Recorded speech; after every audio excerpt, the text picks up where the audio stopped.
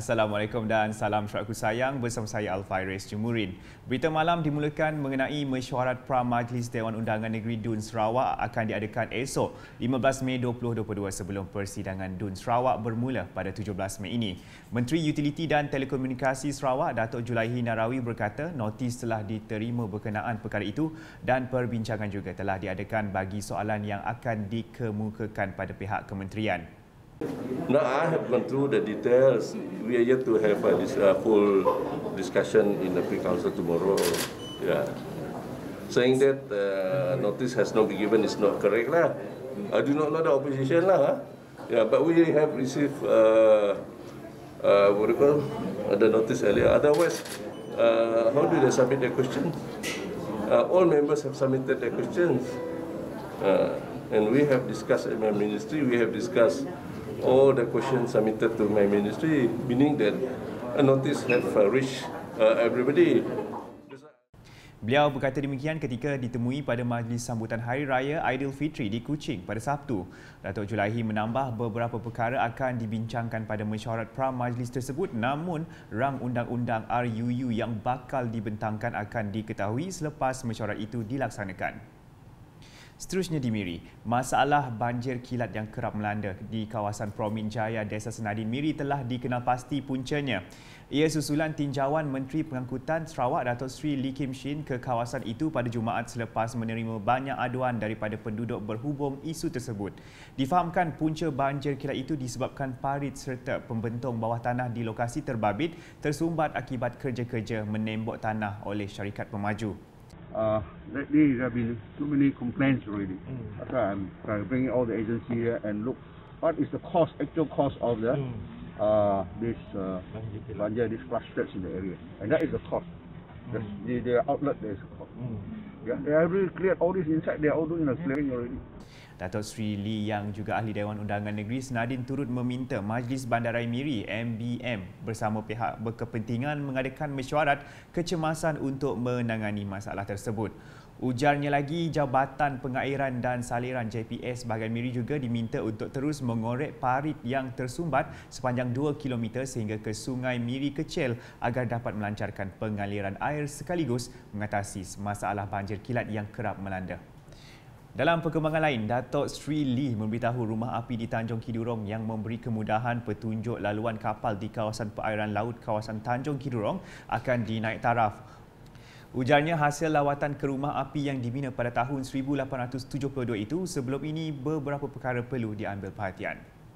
Saya pagi ini telah memberi arahan kepada Marine dan bersama dengan Lembaga Boya dan rumah api supaya membuat satu jalan ke atas rumah api itu, dan juga rumah api itu kita perlu jugalah maintenance lah, nampaknya ada kurang sikit, dan juga perlu juga dipertingkatkan iaitu lampu yang digunakan itu dan atas rumah api itu cahayanya kita mesti buat satu yang lebih kuat. Kerana dan dekat sana dia ada itu api itu, flame itu, RNG itu, ya nanti jangan salah tengok itu pun api, itu api. Kita itu perlulah dipertingkatkan. Bercakap dalam sidang media di Pejabat Residen bahagian Bintulu pada Khamis, Datuk Seri Lee juga meminta Malaysia LNG membina benteng bagi menahan hakisan di kawasan terbabit. Bercakap mengenai mesyuarat pula, beliau memberitahu setiap bahagian di negeri ini Bercakap mengenai mesyuarat pula, beliau memberitahu setiap bahagian di negeri ini memiliki jawatan kuasa pengangkutan awam. Turut dibincangkan dalam mesyuarat tersebut mengenai pemasangan lampu isyarat pintar, masalah kesesakan lalu lintas, terminal tempat letak lori dan usul menganjurkan semula pertandingan lalu lintas Shell Traffic Jam di negeri ini yang dipersetujui semua pihak. Mengulas mengenai terminal parkir lori pula, Datuk Seri Lee berkata pihaknya sedang mengkaji konsep baharu terminal itu yang mampu menyedia kemudahan tempat makan, penginapan, gudang, pemunggahan barang dan sebagainya. Manakala di Kapit, acara tahunan Safari Rakit Baleh Kapit 2022 kembali dianjurkan pada 14 Mei ini dengan Rumah Rantai Nangas Semuntik, Sungai Baleh Kapit menjadi lokasi utama. Majlis Perasmian Pertandingan memasuki edisi ke-25 itu telah disempurnakan oleh Ahli Dewan Undangan Negeri Pelagus Wilson Nyabong Ijang pada Jumaat dan turut dihadiri Ahli Parlimen Kapit, Datuk Seri Alexander Nantalinggi. Dalam ucapannya, Datuk Seri Alexander berkata selain dari tarikan pelancongan, program itu juga menjadi medium untuk mengeratkan perhubungan antara kerajaan dan rakyat. Katanya Safari Rakit yang merupakan cetusan idea mendiang Tan Sri James Masing perlu diteruskan dan dimantapkan sebagai menghargai jasa bekas Ahli Dewan Undangan Negeri Baleh itu. Beliau yang juga Menteri Perdagangan Dalam Negeri dan Hal Ehwal Pengguna KPDNHEP menjelaskan melalui penganjuran program itu juga permasalahan rakyat dapat didengar serta cuba diatasi oleh pihak berwajib, lebih-lebih lagi aspek pembangunan.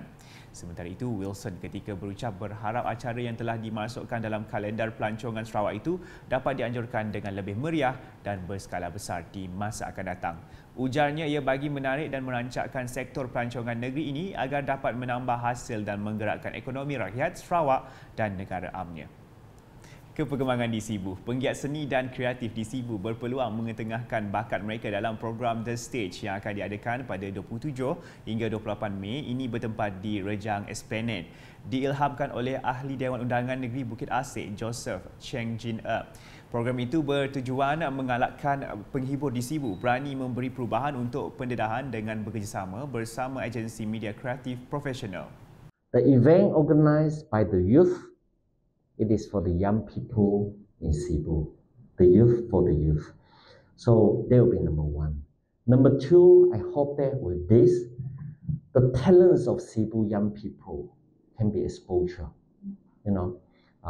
because we will also invite the YouTuber, the influencer, the Instagram and so on. So they will be able to, during the event, that you will be able to go internationally. People can see it. That is very important because it is always a sad things. You have a lot of talents, but only yourself, you know it yourself. That is always a very sad thing. So with this, I provide a beautiful platform. I attract crowds to come here to see you to perform. Bercakap dalam sidang media di Pusat Hikmat SUPP Bukit Asik pada Jumaat, Joseph Cheng berkata program itu akan dijadikan acara tahunan di mana ia dilaksanakan 2 bulan sekali dalam setahun. Antara persembahan yang akan diketengahkan adalah kugiran muzik Melayu, tarian Cina moden, persembahan magic, persembahan sapek, penyanyi duet Melayu, kugiran muzik Cina, tarian moden Melayu, persembahan gendang kanak-kanak dan budaya Cina. Program bertemakan Dare to Dream itu mensasarkan seramai 1,000 orang peserta secara fizikal dari tempatan dan tempat lain. Selanjutnya, Perbadanan Pembangunan Perumahan HDC menjelaskan peruntukan untuk kerja-kerja menaik taraf bumbung di semua 11 blok program perumahan rakyat PPR Batu Gong Siburan adalah daripada Kementerian Perumahan dan Kerajaan Tempatan KPKT, manakala HDC bertindak selaku agensi pemantau. Dalam satu kenyataan pada Sabtu, HDC memberitahu kerja-kerja naik taraf dimulakan sejak Disember 2021.